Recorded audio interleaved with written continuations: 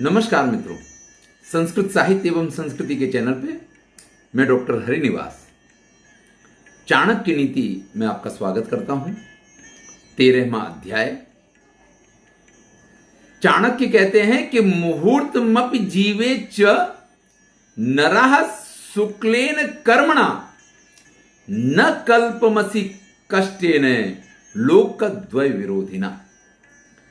देखिए, इस संसार में उसका जीवन धन्य है जो अच्छे कर्म करता है, और अच्छे कर्म करने वाला व्यक्ति इस संसार में थोड़ा समय भी जिंदा रहे ना तो वो धन्य है, उसका जीवन भी धन्य है और उसके जीवन से संसार भी धन्य होता है। लेकिन जो लोगों को दुखी करता है, जो अपने दोनों लोकों का विरोध करता है, अपना ये लोक भी बिगाड़ता है और परलोक भी बिगाड़ता है, ऐसे दुष्कर्म करने वाले व्यक्ति का लंबा जीना भी बेकार है। मुझे तो कई बार ऐसा लगता है कि परमात्मा को भी अच्छे लोगों की बड़ी जरूरत होती है। आप देखिए, जितने श्रेष्ठ श्रेष्ठ लोग हुए हैं, हमारे यहाँ शंकराचार्य का नाम ले लीजिए, स्वामी विवेकानंद का नाम ले लीजिए, ऐसे ही जितने श्रेष्ठ लोग हैं, वो बड़ी छोटी सी आयु में 35-40 वर्ष तक उनका जीवन रहा और उसके बाद वो चले गए। आप ऐसे बहुत सारे नाम देख सकते हैं। अगर आप देखेंगे, हमारे यहाँ गुजरात में इस प्रकार के कवि हुए जो बहुत अच्छे कवि, कांत, अगर मैं नहीं भूल रहा हूं, गुजराती साहित्य का मैं विद्वान नहीं हूं, तो वो भी बस, उनका भी आयुष्य इतना ही था, 35-40 साल बस। इसके बाद तो जितने भी श्रेष्ठ लोग हैं वो ऐसे ही चले जाते हैं। तो इस चीज को थोड़ा जिए, लेकिन संसार के कल्याण के लिए जिए, तो वो जीवन धन्य है। और बाकी चाहे जितना लंबा जी लो, उस जीवन का कोई अर्थ नहीं होता है। सीधा सीधा इसका ये अर्थ है, गते शोको न कर्तव्यो भविष्य नैव चिंतयेत वर्तमानेन कालेन प्रवर्तन्ते विचक्षणा। बड़ी सुंदर बात कही गई है। देखिए, भूतकाल हमेशा गोल्डन होता है। लोग बात कहते हैं कि अरे हमारे जमाने में ऐसा था, ऐसा था, ऐसा था।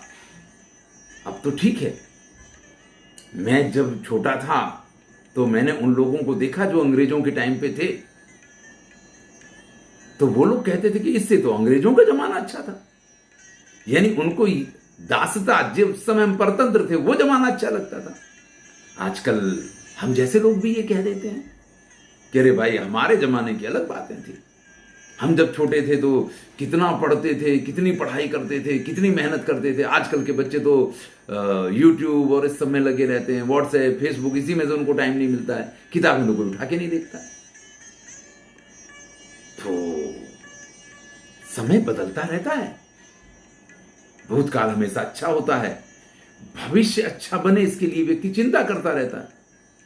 वर्तमान तो धुल जाता है इसी चक्कर में। यहां चाणक्य कहते हैं, गते शोको न कर्तव्यो, जो बीत गया है, बीत गई सो बात गई, उसकी चिंता नहीं करनी चाहिए। भविष्यम नैव चिंतयेत, और भविष्य के सुनहरे सपने देख देख के कि ऐसा हो जाएगा तो फिर मैं ऐसा कर लूंगा, तो फिर ऐसा हो जाएगा, और फिर मैं यूं करूंगा तो फिर ऐसा हो जाएगा, सब बेकार है। वर्तमानेन कालेन प्रवर्तन्ते विचक्षणा। जो बुद्धिमान लोग होते हैं, जो समझदार होते हैं, वो वर्तमान काल पे ही ध्यान देते हैं, और उसी को आज जो हमारे पास है, अगर आप इसको अच्छे ढंग से नहीं जी पाए तो भविष्य आपका, क्योंकि भविष्य कभी भविष्य के रूप में आपके सामने नहीं आता है। आपके सामने जब भी वो आएगा तब वर्तमान बन के आएगा, और वर्तमान में तो जीने की आपकी आदत ही नहीं है। आप तो भविष्य में जीते हैं कि इतना रुपया आया, चलो इसमें से इतना बचा लो, इसको ऐसा कर दो, फिर हम अगली साल ये कर लेंगे, अगली साल वो कर लेंगे, और फिर हम ऐसा कर लेंगे, फिर हम वैसा कर लेंगे। इसी में व्यक्ति की पूरी जिंदगी खत्म हो जाती है। लेकिन वो समझदार नहीं माने गए हैं। चाणक्य उनको समझदार कहता है, जो वर्तमान में जीते हैं, जो बीत गया उसकी चिंता नहीं करते, और आने वाले के लिए बड़ी तैयारियों में सब कुछ हो जाए, इस तैयारी में नहीं रहते हैं। स्वभावेन ही तुष्यन्ति देवा सत्पुरुषा पिता ज्ञात्या स्नानपानाभ्याम वाक्यदानेन पंडिताः। बड़ी सुंदर बात कह रहे हैं। देखिए, पिता, देवता और सज्जन लोग, ये स्वभाव से ही संतुष्ट लोग हैं। पत्रम पुष्पम फलम तोयम यो में भक्त्या प्रयच्छति। श्रीमद् भगवद गीता में भगवान कृष्ण कहते हैं कि कोई मुझे पत्र फल पुष्प, ये नहीं है कि साईं बाबा का मंदिर है और 1 किलो का सोने का मुकुट चढ़ाएंगे तो ही साईं बाबा प्रसन्न होंगे। नहीं, जो देवता हैं वो तो पत्र पुष्प फल कुछ भी चढ़ा दीजिए, उसी से संतुष्ट हैं। हमारे शिव तो ऐसे अवधरानी है, भोलेनाथ ऐसे हैं कि उनके ऊपर आप खाली जल चढ़ा दीजिए, शीतल जल हो तो उसी से वो संतुष्ट हो जाते हैं। हमारे शालिग्राम ऐसे हैं कि उनके ऊपर आप तुलसी का पत्ता चढ़ा दीजिए, उसी से संतुष्ट हो जाते हैं। कहाँ ऐसा लिखा है कि आप सोना चांदी हीरा मोती उनके ऊपर चढ़ाइए तो वो संतुष्ट होंगे? कहीं नहीं लिखा है। पिता को क्या चाहिए पुत्र के पास से? एक आदर, एक सम्मान, एक सत्कार।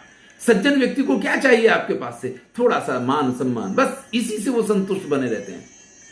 उनको आपके पास से कोई लालसा नहीं है। तो देवता, सज्जन लोग और पिता, ये स्वभाव से ही संतुष्ट लोग हैं। उनको तो थोड़ा मान सम्मान आप दीजिए और वो। लेकिन अगर आपको अपने बंधु बांधवों को प्रसन्न करना है, ज्ञाति बंधुओं को, जाति भाइयों को प्रसन्न करना है, तो स्नान पानाभ्याम, तो उनको थोड़ा पार्टी वार्टी दीजिए, खिलाइए पिलाइए, मजे करवाइए, तो वो प्रसन्न रहेंगे। और अगर कोई पंडित है तो अच्छी बात से वाक्य दाने न, उसके साथ आप अच्छी अच्छी बातें कीजिए। वो अगर आपकी बातों से प्रभावित होगा तो अत्यंत प्रसन्न होगा। तो पंडित जो होता है वाक्य दाने न पंडिता, वो अच्छे प्रिय वचन, जो सुंदर, जिसको हम सुभाषित कहते हैं, अच्छी अच्छी बातों से पंडित लोग प्रसन्न हुआ करते हैं। आयु कर्म च वित्तम च विद्या निधनमेव च पंचैतानि च सृजन्ते गर्भस्थस्यैव देहिनाम्। देखिए, इतनी बड़ी बात यहां पे कही गई है। अगर ये मंत्र हमें याद रहे, अगर ये बात हम अपनी गांठ में बांध लें, तो दुनिया में कोई गलत काम करने की आपको जरूरत नहीं पड़ेगी। आयु, कर्म, वित्त, धन, विद्या और मृत्यु, ये चीजें बालक जब गर्भ में होता है तभी लिख जाती हैं। कितनी उसकी आयुष्य होगी, वो क्या कार्य करेगा, उसके पास कितना धन होगा, कैसी विद्या प्राप्त करेगा और कब उसकी मृत्यु होगी, ये सारी चीजें गर्भस्थ शिशु की तभी तय हो जाती हैं। अगर माता ने गर्भ में उसको बहुत अच्छे संस्कार दिए हैं तो ये सारी चीजें श्रेष्ठ बन सकती हैं। ये गर्भ में ही निश्चित हो जाता है। चाणक्य कहते हैं, चाणक्य ने तो संचय किया है, चाणक्य कहते हैं ऐसा हम नहीं कह सकते, उन्होंने संचय किया है इन श्लोकों का, लेकिन बड़े सुंदर सुंदर श्लोक हैं। अब आप ये मान ले, पंचैतानि सृजन्ते गर्भस्थस्यैव देहिना, ये पांचों चीज गर्भ से ही डिसाइड हो जाती हैं, ये बात कह दी। अब आप समझिए इस चीज को, अगर हम ये मान लेते हैं कि मेरी मृत्यु ऊपर वाले ने पहले से तय की हुई, पहले से निश्चित की हुई है, तो हमें डरना किस चीज के लिए है? अगर हम ये मान लेते हैं कि जो मेरा धन है वो मेरे पास से कहीं नहीं जाने वाला है, तो भ्रष्टाचार करने की क्या जरूरत है? अगर हम ये मान लेते हैं, विद्या, देखिए विद्या का अर्थ डिग्री नहीं मानता हूं मैं, विद्या का अर्थ तो ज्ञान है। कितना ज्ञान आप अर्जित करेंगे ये तो गर्भ में ही तय हो जाता है। तो इन सारी चीजों के लिए तो व्यक्ति पूरी जिंदगी अच्छे बुरे सारे कार्य करता है। अगर वो इस चीज को मान ले तो उसको अच्छे ही कार्य करने चाहिए, बुरे कार्य करने की आवश्यकता क्या है? भाई जब ये सब कुछ पहले से तय है तो हम गलत कुछ क्यों करें?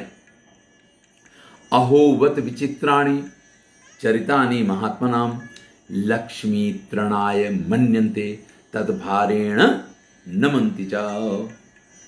देखिए, महात्मा लोगों के चरित्र बड़े ही विचित्र होते हैं। क्या कह रहे हैं? महात्माओं के चरित्र बड़े विचित्र हुआ करते हैं क्योंकि लक्ष्मी को वो तृण के समान मानते हैं। धन संपत्ति की उनके लिए कोई वैल्यू नहीं है। वो लक्ष्मी को तो जैसे कहते हैं ना कि हाथ का मैल है। बहुत से तो संत महात्मा ऐसे होते हैं कि वो लक्ष्मी के स्पर्श से भी बचते हैं कि नहीं, हम तो धन का स्पर्श ही नहीं करते हैं, तो उसको तृण के समान मानते हैं।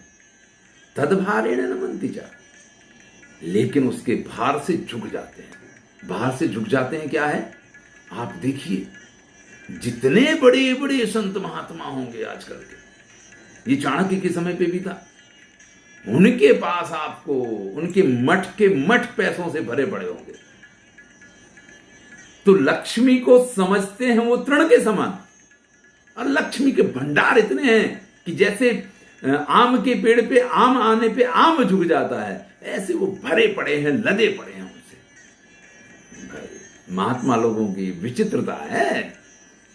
कई बार ऐसा लगता है, और मैं तो कई बार कहता भी हूं कि सारी जिंदगी जो लोग प्रयत्न करते हैं वो अपनी पूरी जिंदगी में जो प्राप्त नहीं कर सकते हैं, वो थोड़े से वर्षों में इन महात्माओं के पास भंडार के रूप में भर जाता है जाकर के। जबकि आप पूरी जिंदगी मेहनत करते हैं, आप क्या क्या करते हैं, और वो कुछ ना करें। वो जिस लक्ष्मी की वैल्यू नहीं करते हैं, वो लक्ष्मी उनकी बड़ी वैल्यू करती है। और आप जिस लक्ष्मी के लिए पागल बने रहते हैं, आपकी तरफ उसका ध्यान भी नहीं जाता है। चाणक्य इस चीज की नोंद लेते हैं और कहते हैं कि भाई ये बड़ा विचित्र बात है। यस्य स्नेहो भयम तस्य स्नेहो दुःखस्य भाजनम स्नेह मूलानि दुःखानि अनित्यक्त्वा वसेत सुखम। देखिए, आशा ही परमं दुखम निराशा ही परमं सुखम, ऐसा कहा जाता है। अति स्नेहा खलु कार्यशम की कालिदास ने कहा है। यहां कहते हैं कि स्नेह ही भय उत्पन्न करता है। व्यक्ति को जिसके प्रति अत्यंत प्रेम होता है ना, उसके प्रति वो बड़ा भयभीत रहता है। माता अपने बालक से बहुत प्रेम करती, बालक बाहर जाता तो उसको हमेशा ये चिंता लगी रहती जब तक वो वापस नहीं आ जाए कि अरे कहीं कुछ हो ना जाए, कहीं कुछ हो ना जाए। अगर उसको भूल से भी ये मालूम पड़े कि बाहर कोई दंगा हो गया, कुछ झगड़ा फसाद हो गया है और उसका बेटा बाहर हो, तो सबसे पहले वो व्याकुल इसके लिए हो जाएगी कहीं उसी जगह तो मेरा बालक नहीं पहुंच गया, क्योंकि वो अत्यंत स्नेह करती है। तो स्नेह के कारण भय उत्पन्न होता है, और स्नेह से ही व्यक्ति दुखी होता है। आप जब किसी को स्नेह करते हैं और उसका सब कुछ अच्छा हो तो आप बड़े आनंदित रहते हैं, लेकिन हमेशा तो किसी के जीवन में सब कुछ अच्छा रह नहीं सकता ना। यही तो संसार का चक्र है। चक्रार पंक्ति रेव गच्छति भाग्य पंक्ति। भास लिखते हैं कि जीवन में सुख दुख तो आते जाते रहते हैं, जैसे चक्र का पहिया घूमता रहता है, ऐसे दुख और सुख जीवन में आते जाते रहते हैं। लेकिन सुख का समय बड़ी जल्दी बीत जाता है और दुख का समय बीतने में बड़ा समय लगता है। और जब आप किसी को स्नेह करते हैं, उसको दुखी देखते हैं, तो आप उससे ज्यादा दुखी होते हैं। ध्यान दीजिएगा, बालक को लग जाए, बालक गिर जाए, लग जाए अगर उसको, तो वो जितना रोएगा, वो जितना परेशान होगा, उसकी माँ उससे कहीं अधिक ज्यादा परेशान होती है, अधिक दुखी होती है, क्योंकि वो उसको स्नेह करती है। पति पत्नी के बीच में भी यही होता है। जहां जहां स्नेह होगा, जहां जहां प्रेम होगा, वहां ये चीजें इसी प्रकार से पाई जाती हैं। स्नेह मूलानि दुखानि। इसलिए चाणक्य कहते हैं कि हर दुख का मूल जो है वो स्नेह में। भैया स्नेह को छोड़ दो और आराम से सुखी होकर रहो।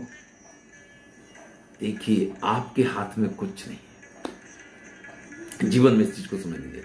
श्रीमद् भगवद गीता ने स्पष्ट कह दिया कि जातस्य ही ध्रुवो मृत्यु ध्रुवम जन्म मृतस्य च। जिसका जन्म हुआ उसकी मृत्यु निश्चित हो, जिसकी मृत्यु होगी उसका जन्म फिर से होने वाला है। असोच्यानन्न सोचस्तुम प्रज्ञावादांश भाष्य गतासुन से नानु सोचंती पंडिता। अर्जुन से कहते हैं कि जो विचार करने वाली बात ही नहीं तो उसके लिए विचार कर रहा है। इस संसार में हर व्यक्ति की स्थिति ऐसी है। आप अपने पुत्र के लिए कितने भी चिंतित रहें, आप अपने स्नेही जन के लिए कितने भी चिंतित रहें, लेकिन आपकी चिंता करने से उसकी न तो सेहत पे कोई फर्क पड़ सकता है, न उसके कर्म चक्र पे कोई फर्क पड़ता है, न उसका भाग्य चक्र उससे बदलता है। और जब ये कुछ बदलता ही नहीं है तो आप उसमें परिवर्तन क्या ला पाएंगे? और अगर आप परिवर्तन ही नहीं ला सकते तो आप दुखी किसी लिए हो रहे हैं। इसलिए स्नेह का परित्याग कर दीजिए। इस चिंता को आप छोड़ देंगे ना तो आप सुखी रह सकते हैं। ये बात यहां पे कही गई है। अनागत विधाता चा प्रत्युत्पन्न मतिस्तथा द्वावेतौ सुख में देते यद भविष्यो विनश्यति। चाणक्य कह रहे हैं कि जो व्यक्ति, जो घटनाएं घटित नहीं हुई हैं, भविष्य में ऐसा होगा इसका अनुमान कर लेता है और पहले से उसका आयोजन कर लेता है।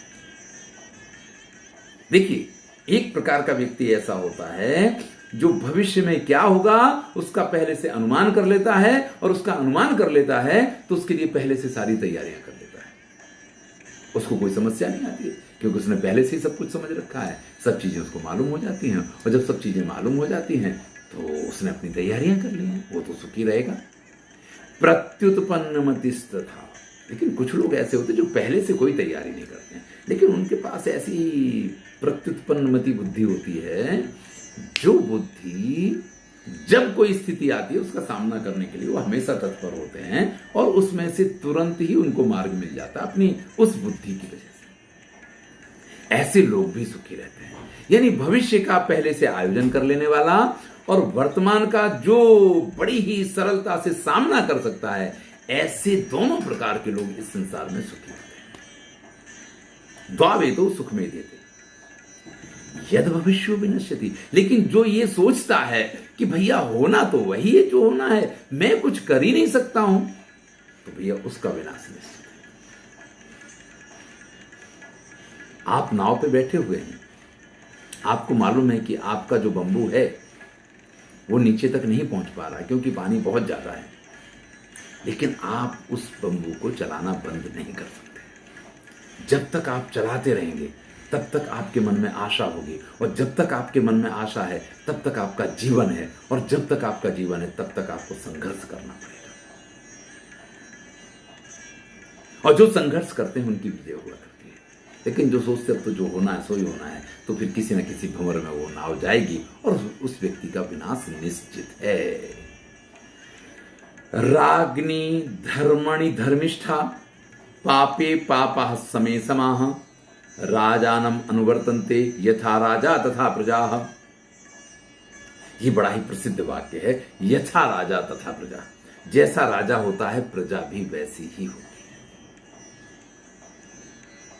अगर राजा धर्मिष्ठ है तो प्रजा धर्मवान होगी, अगर राजा पापी है तो प्रजा भी पापी होगी। अगर राजा ना पापी है ना धर्मात्मा है, समान बुद्धि वाला है, तो प्रजा भी समान बुद्धि वाली होगी, क्योंकि प्रजा हमेशा राजा का अनुसरण किया करती है। इसलिए कहा जाता है कि जैसा राजा होगा प्रजा भी वैसी ही होगी। देखिए, बड़ा ध्यान देना पड़ेगा इस चीज। एक दिन में कोई राजा बनता है, एक दिन में प्रजा का मन नहीं बदला जा सकता है। इसीलिए राम को 14 वर्ष का वनवास मिला था, इसीलिए पांडवों को 12 वर्ष का वनवास मिला था। जब भी आप इस वनवास की घटनाओं को देखते हैं या ऐसा कुछ होता, तो कम से कम 12 वर्ष की जो अवधि वहां है वो इसीलिए होती है कि 10 से 12 वर्ष का समय लगता है कि जनरेशन बदलने में, और जब जनरेशन बदलती है ना तो राजा के विचार लोगों तक पहुंच के और वो फलीभूत होते हैं।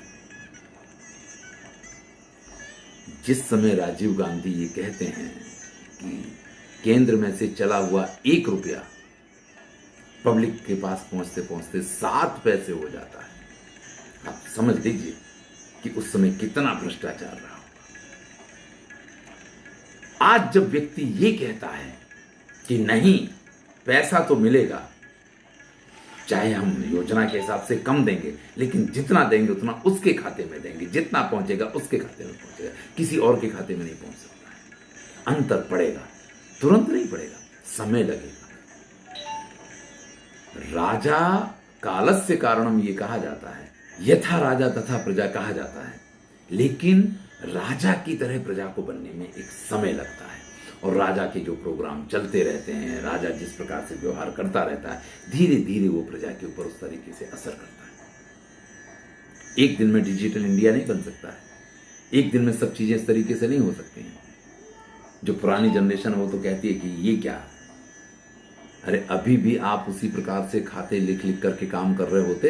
अगर बैंक में इस तरीके के कंप्यूटराइज अकाउंट नहीं होते ना, तो हम इतनी जल्दी व्यवहार नहीं कर सकते। आज हम कर पाते हैं क्योंकि एक डिसीजन राजीव गांधी के समय से लिया गया कि नहीं, टेक्नोलॉजी को हम लेके आएंगे भारत में। और भारत में जब वो टेक्नोलॉजी आई तो कितना समय लग गया, आज कितने साल निकल गए उस टेक्नोलॉजी पे काम करते करते। समय लगता है, लेकिन राजा की जो सोच होती है प्रजा भी उसी प्रकार से सोचने लग जाती है।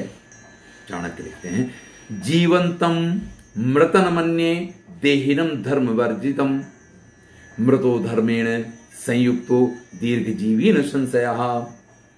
ये बड़ी सुंदर बात है कि कोई व्यक्ति अगर धर्म का आचरण नहीं कर रहा है और वो जिंदा है तो भी वो मृत है। मैं उसको मरा हुआ मानता हूं। अगर कोई व्यक्ति धर्म का आचरण नहीं कर रहा है तो वो जीते जी मरे के समान है।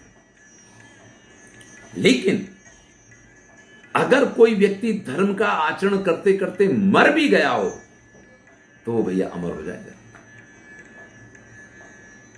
जीवन में जिन्होंने रणभूमि में अपनी पीठ दिखाई है उनको कोई शौर्य चक्र नहीं मिलेगा, उनका नाम कोई नहीं जानता है। लेकिन जो अपने कर्तव्य का पालन संपूर्ण निष्ठा से करते करते रणभूमि में, बॉर्डर पे या जहां भी युद्ध हुए वहां पे शहीद हो गए, लोग उनको नमन भी करता है। दिल्ली के शहीद स्मारक पे उनके नाम भी लिखे गए हैं बाकायदा।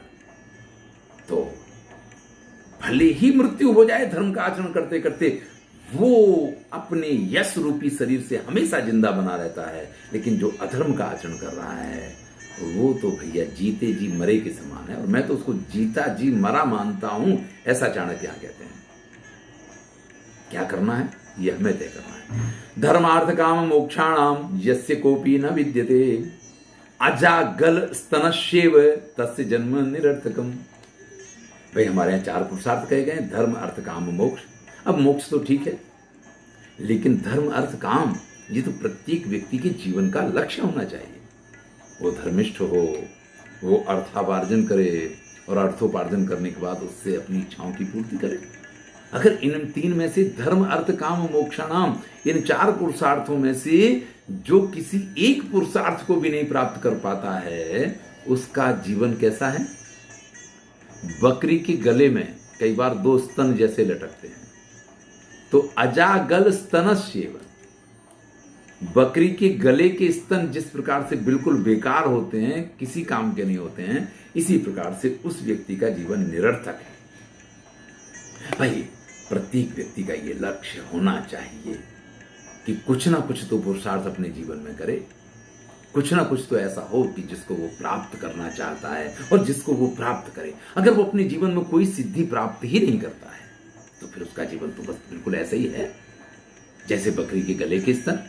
उनमें से न तो दूध निकलेगा और ना ही उससे बकरी की कोई शोभा बढ़ती है, तो वो निरर्थक है।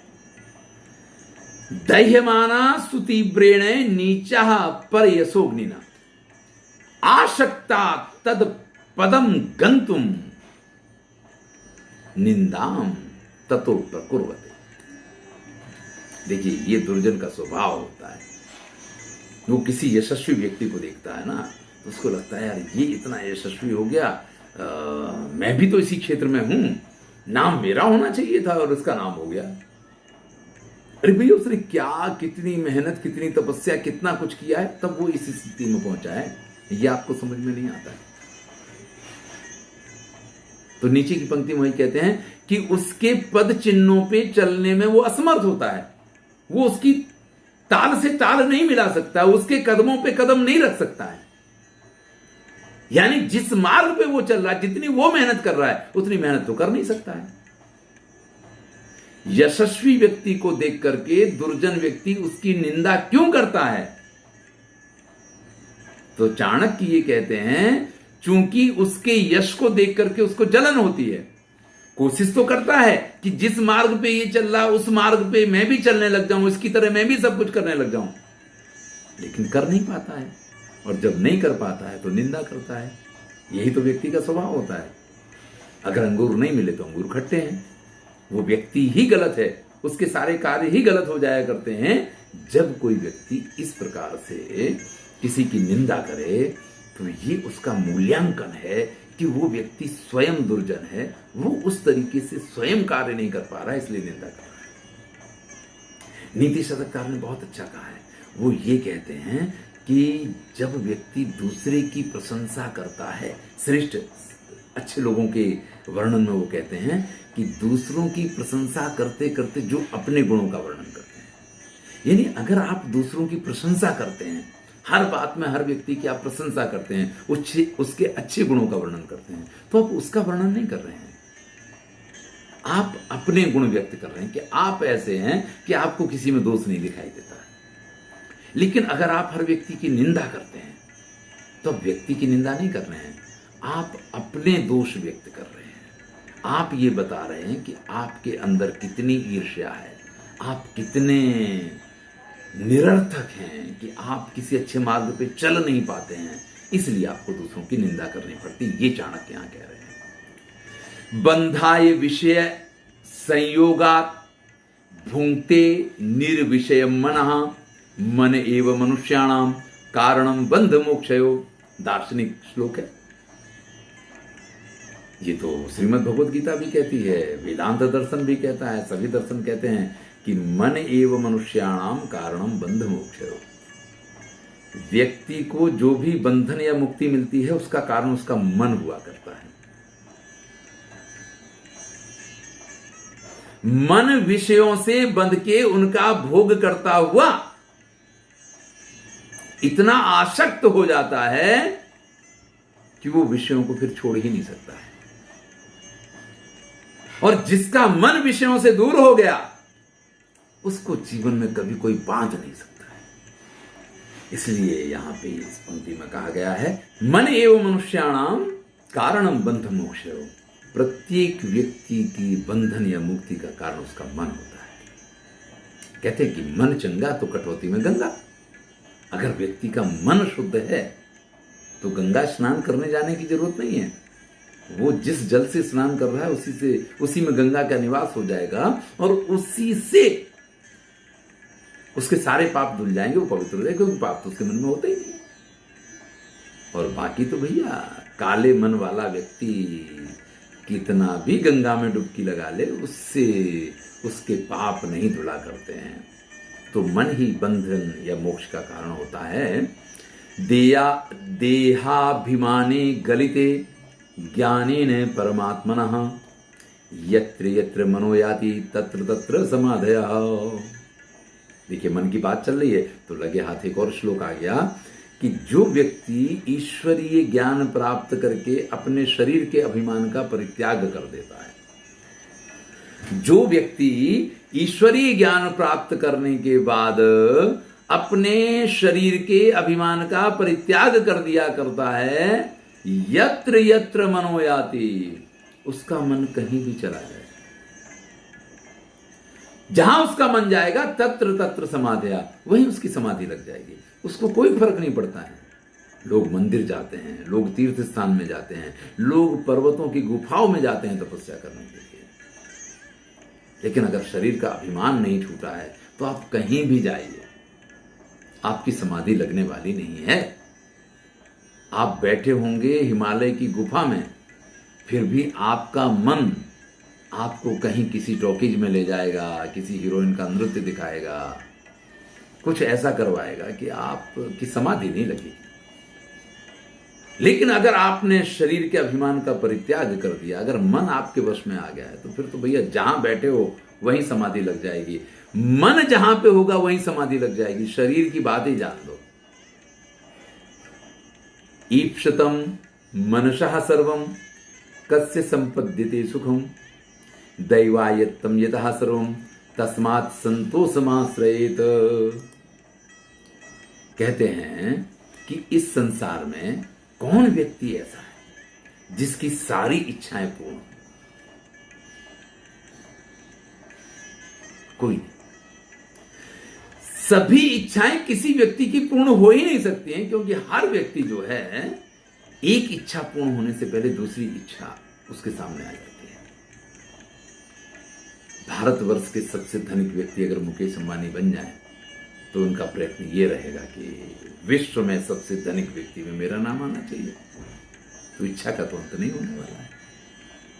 तो ईप्सितम मनसः, मन में जो इच्छाएं उत्पन्न होती हैं, मन से जो व्यक्ति चाहता है, सर्वम कस्य संपद्यते सुखम, सभी उसकी इच्छाएं कब या किसकी सारी इच्छाएं कब पूर्ण हुई हैं? सीधे शब्दों में कहिए तो दैवायत्तम यतः सर्वम, भाई ऊपर वाले ने जो आपको दिया है उसी में अगर आप संतोष मान लेते हैं तो आप ये मान लीजिए कि आप परम सुखी हो जाएंगे। अगर आप ये चाहते हैं कि आपकी इच्छाएं पूर्ण हो तब आप सुखी होंगे, तो जीवन में कोई सुखी होने का चांस नहीं है। जो आपके पास है, जिस दिन उसमें संतुष्ट रहना सीखेंगे, उस दिन सुखी हो पाएंगे। बाकी तो सीधी सी बात है कि किसी की सारी इच्छाएं तो कभी पूर्ण हुई ही नहीं है। यथा धेनु सहस्त्रेषु वत्सो गच्छति मातरम तथा यच्च कृतं कर्म कर्तारम अनुगच्छति। लोग बात बड़े परेशान रहते हैं कि सारा कार्य मैंने किया, श्रेय कोई और ले गया। अरे मैंने इतनी मेहनत की और इसका फल किसी और को मिल गया। लोग ऐसा सोचते हैं। ये सबसे बड़ी भूल है जीवन में। ध्यान दीजिएगा, क्या कहते हैं, जैसे हजारों गायों में बछड़ा दौड़ के अपनी माता के पास पहुंच ही जाता है। हजारों गायों में वो बछड़ा अपनी माता को ढूंढ लेता है और उसके पास पहुंच जाता है। इसी प्रकार से जो व्यक्ति जो कर्म करता है, वो कर्म अपने कर्ता को ढूंढ लिया करता है। कर्म अगर आपने किया है तो फल किसी और को मिल ही नहीं सकता है। आपको भले थोड़े समय के लिए, थोड़े दिन के लिए ऐसा लगे कि नहीं देखो ये सब मेहनत मैंने की थी और मेरा प्रोजेक्ट उसने दिखा दिया और उस प्रोजेक्ट के आधार पे उसने अपना प्रोजेक्ट पास करवा लिया और उसको इसके आधार पे सफलता मिल गई है। अगर उसने वास्तव में उस प्रोजेक्ट पे कोई काम नहीं किया है, अगर उसने वास्तव में उसमें कोई मेहनत नहीं की है, तो वो प्रोजेक्ट मिलने के बाद भी उसके हाथ से छूट जाएगा और वो कार्य आपके पास आएगा, आज नहीं कल आएगा, कल नहीं परसों आएगा। जो मेहनत उसने की होगी वो व्यर्थ जाएगी और आपको कुछ काम करा कराया तैयार मिलेगा। ये समझ लीजिए। ये जो है ना, ये चाणक्य जब कहते हैं तो ये बड़ा मैनेजमेंट का मंत्र है। ये छोटी सी बात नहीं है। ये सिर्फ गाय और बछड़े की बात नहीं है। ये व्यक्ति की कर्म की बात नहीं है। ये सोच और समझदारी की बात है। जिस दिन आप इस समझदारी के साथ विचार करेंगे कि मेरा किया कर्म कभी व्यर्थ नहीं जाएगा, उसका फल तो मुझी को मिलना है, एक तो आप बड़े सुखी रहेंगे और दूसरा आपका स्वभाव अच्छा रहेगा और तीसरा फल तो आपको ही मिलना है। कोई और आपके किए कर्मों का फल कैसे प्राप्त कर सकता है। अनवस्थित कार्यस्य न जनेन वने सुखम जनोदहति संसर्गात वनम संगे विवर्जनात्। भाई जो व्यक्ति व्यवस्था नहीं रखता है, जिस व्यक्ति के कार्यों में कोई स्थिरता नहीं, अनवस्थित कार्य से कोई पैटर्न ही नहीं, जो व्यक्ति अपने जीवन में अपने कार्यों का व्यवस्थापन नहीं कर सकता, अपनी दिनचर्या व्यवस्थित नहीं बना सकता है, वो कहीं सुखी नहीं रह सकता है। न लोगों के बीच में और न जंगल में जाकर के। लोगों के बीच में रहेगा तो लोगों से दुखी रहेगा और जंगल में जाएगा तो लोगों के लिए दुखी रहेगा। अरे यार यहां तो अकेला फंस गया, यहां तो कोई वही नहीं है, कोई साथी नहीं है, कोई संगी नहीं है। और जहां संगी साथी होंगे वहां चूंकि उसके जीवन का कोई पैटर्न ही नहीं है, उसके जीवन की कोई दिनचर्या ही नहीं है, उसके कार्य का कोई व्यवस्थित आयोजन ही नहीं है, तो ऐसा व्यक्ति कभी सुखी नहीं हो सकता है। जीवन में यदि आप आयोजन कर रहे हैं, यदि आप आयोजनबद्ध रूप से चलते हैं, तो ही आप सुखी हो सकते हैं। ये बिल्कुल निश्चित बात है। जिसके जीवन में किए जाने वाले कार्यों में कोई आयोजन नहीं होता है, वो कभी सुखी नहीं हो सकता है। चाहे उसको लोगों के बीच में रख दीजिए, चाहे उसको वन में भेज दीजिए। अगर वो लोगों के बीच में होगा तो लोगों से परेशान रहेगा और अगर वो वन में चले जाएगा तो लोगों के लिए परेशान रहेगा।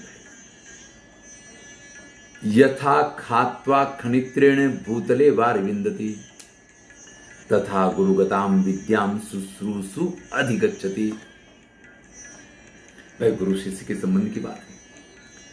जैसे आप गड्ढा खोदते हैं, किससे? कुछ भी साधन के द्वारा। आप साधन का उपयोग करके जब मेहनत से गड्ढा खोदते हैं तो जमीन में से आपको जल की प्राप्ति होती है। इसी प्रकार से गुरु रूपी पृथ्वी के अंदर जो ज्ञान रूपी जल राशि पड़ी हुई है, जब आप कठिन रूप से उसकी सेवा शुश्रूषा करते हैं, उससे वो ज्ञान आपको प्राप्त होता है। देखिए, अभी बिना गुरु के ज्ञान नहीं हो सकता है। महाभारत में मैंने 1 ही 2 दिन पहले वो वीडियो, या हो सकता है कि आज ही वो वीडियो प्रस्तुत हुआ है, जिसमें ये स्पष्ट कहा गया है कि आप कितनी भी तपस्या कर लीजिए, लेकिन श्रेष्ठ ज्ञान वही है जो गुरु की सेवा करके और समय के साथ धीरे धीरे प्राप्त होता है, क्योंकि उसमें एक अनुभव होता है। आपने पुस्तक में पढ़ लिया, ये ऐसे होगा, ये ऐसे होगा, ये वायर यहां जोड़ेंगे, ये यहां जोड़ेंगे, तो ये चीज ऐसे तैयार हो जाएगी। भैया, नहीं हो पाएगी। आपका ना वो प्लेन उड़ेगा, ना आपका वो यान उड़ेगा। हाँ, उसका प्रैक्टिकल किया होगा, अगर आपने गुरु के पास उसका शिक्षा प्राप्त करके अभ्यास किया होगा, तो सफलता मिलेगी। कर्मायत्तम फलम पुंसाम बुद्धि कर्मानुसारिणी तथापि सुधियश्चार्या सुविचार्य कुर्वते। भैया, वैसे तो ये बात है कि कर्म फल के अनुसार व्यक्ति की बुद्धि होती है। फिर से समझिए इस चीज को। देखिए, जो व्यक्ति कार्य करता है उसके अनुसार उसको फल मिलता है, और बुद्धि जैसे वो कार्य करता है उसी प्रकार की उसकी बुद्धि होती है। तो कार्य के अनुसार फल और कर्मानुसारी बुद्धि, इन तीनों चीजों का सीधा सीधा संबंध है। तो फिर व्यक्ति नया क्या कर सकता है? तो कहते हैं कि तथापि सुधेया, फिर भी जो बुद्धिमान लोग हैं, जो आर्य लोग हैं, वो हर बात पे विचार करके कार्य करते हैं, क्योंकि कार्य करने से पहले विचार करने से गलत कार्यों से बचा जा सकता है और श्रेष्ठ कार्य किए जा सकते हैं। भले देखिए, कर्म के अनुसार आपकी बुद्धि है, स्थिति वही है। ग्लास है, वो पानी से भरा हुआ है, आधा खाली है आधा भरा है। आप ये भी कह सकते हैं कि ये ग्लास आधा खाली है, और आप ये भी कह सकते हैं कि नहीं, आधा ग्लास भरा हुआ है। विचार जो है वो आपको पॉजिटिविटी देता है, स्थिति वही है। उसी स्थिति में अगर आप पॉजिटिव होंगे तो आपको लाभ होगा, और उसी स्थिति में आपके मन में अगर नेगेटिविटी आ गई तो आप समझ लीजिए कि नहीं, सफलता दूर चली जाएगी। इसलिए समझदार लोग वही होते हैं जो विचार करते हैं। संतोष त्रिषु कर्तव्य स्वदारे भोजने धने त्रिषु चैव न कर्तव्यो अध्ययने जप दानयो। भैया, ये व्यवहार की बात है, और ये ज्ञान की बात है, और ये बड़ी नीति की बात है। समझदार लोगों से कही जा रही है, जो समझदार हो उस पर ध्यान दें कि 3 बातों में संतोष रखना चाहिए। जैसी भी है, मेरी पत्नी मेरी है, टेढ़ा है पर मेरा है, जैसा है मेरा पति मेरा है, मेरी पत्नी मेरी है। तो अपनी पत्नी या अपने पति के प्रति, भोजन के प्रति और अपने धन के प्रति, दूसरे की थाली में कितने भी अच्छे पकवान हो, उसकी तरफ आकर्षित होने से कुछ नहीं होगा। मेरी थाली में जो है वही मेरा भोजन है। दूसरे के पास करोड़ों की संपत्ति हो, पर मेरे लिए वो बेकार है। मेरे पास जो धन है, मेरे पास जो संपत्ति, वही मेरे काम की है। मेरे पर्स में अगर 10 की नोट है तो मेरे लिए काम आएगी। दूसरे के पर्स में लाख रुपए पड़े तो वो भी मेरे काम के लिए। आपको कि हम पॉकेट मार रहे, नहीं नहीं नहीं, इससे सुखी नहीं हुआ जा सकता है। तो अपनी पत्नी, अपना भोजन और अपने धन के प्रति व्यक्ति को संतुष्ट रहना चाहिए। लेकिन 3 चीजों के लिए असंतुष्ट रहना चाहिए, अध्ययन के लिए, जप के लिए और दान के लिए। कितना भी पढ़ लीजिए, यहां तो अथाग भंडार है। 2000 से ऊपर वीडियो में YouTube पे डाल चुका हूं, जिसमें बहुत सारे वीडियो घंटे घंटे भर के वीडियो हैं।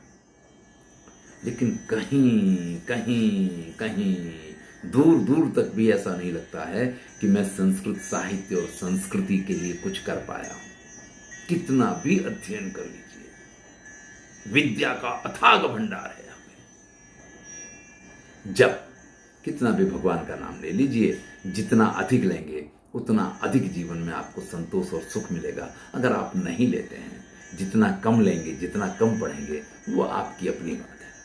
इन चीजों में संतोष नहीं करना चाहिए और दान के मामले में भी संतुष्ट नहीं होना चाहिए। आप एक अच्छा कार्य करते हैं तो दूसरा अच्छा कार्य करने की इच्छा होती है, दूसरा करते हैं तो तीसरा करने की इच्छा होती है, लेकिन जब व्यक्ति अच्छा कार्य करता ही नहीं, उसमें प्रवृत्ति नहीं होता है, तो वो आगे नहीं बढ़ पाता है। याद रखिएगा, आपका किया हुआ दान कभी व्यर्थ नहीं जाएगा, उसका फल तो आपको ही मिलना है। लेकिन ये समझ भी होना कि मुझे दान करना है, मुझे समय से ये सब करना चाहिए, ये भी बहुत बड़ी चीज हुआ करती है। लोगों में ये चीज नहीं पाई जाती है। तो कहते हैं कि 3 चीजों में संतुष्ट रहना चाहिए। किसमें? अपनी पत्नी से, अपने भोजन से और अपने धन से। और 3 चीजों से कभी संतुष्ट नहीं होना चाहिए। किससे? अध्ययन से, जप से और दान से। एकाक्षर प्रदातारम यो गुरुम नाभिवंदते श्वान योनि सतम भुक्त्वा चांडाले स्वभिजायते। भाई, जिस गुरु ने आपको गुरु मंत्र दिया है, एकाक्षरम मंत्रम यह ददाति, एकाक्षर मंत्र ओ या कोई भी, तो जिस गुरु ने आपको गुरु मंत्र दिया है, उस गुरु का अभिवादन करना, उस गुरु का सत्कार करना, उस गुरु का आदर करना, ये आपका कर्तव्य है। जो व्यक्ति अपने जीवन में अपने गुरु का आदर नहीं करता है, वो स्वान योनि सतम भुक्त्वा, 100 जीवन तक कुत्ता बन के रहता है। स्वान की योनि में 100 बार उसको जन्म लेना पड़ता है और उसके बाद भी उसको चांडाल की गति मिलती है, उसके बाद भी श्रेष्ठ पद नहीं प्राप्त कर सकता है। अंतिम श्लोक है इस 13वें अध्याय का। युगान्ते प्रचलेन मेरुः कल्पान्ते सप्त सागराः साधवः प्रतिपन्नार्था ना चलन्ति कदाचन। भाई, जब युग पूरा होता है तो सुमेरु पर्वत अपना स्थान छोड़ देता है, वो चलायमान हो जाता है। कल्प पूरा होता है तो समुद्र भी अपनी परिधियां तोड़ देता है, चारों तरफ प्रलय हो जाता है।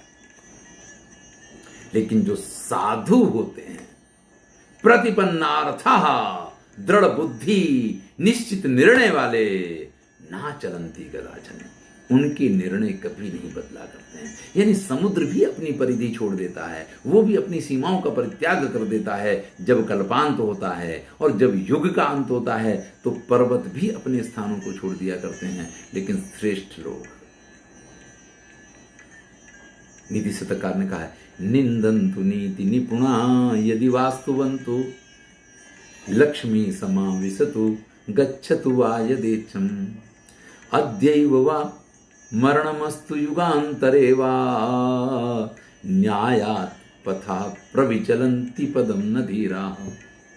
वो न्याय के मार्ग को कभी नहीं छोड़ते हैं। ऐसे जो सज्जन लोग होते हैं वो कभी भी अपने स्थान से चलित नहीं होते हैं, वो कभी भी कोई गलत कार्य नहीं कर सकते। इतनी सुंदर बात के साथ अगर ये अध्याय पूर्ण होता है तो इससे अच्छी और कोई बात नहीं हो सकती है। यहां आकर के 13वां अध्याय पूरा होता है। धन्यवाद।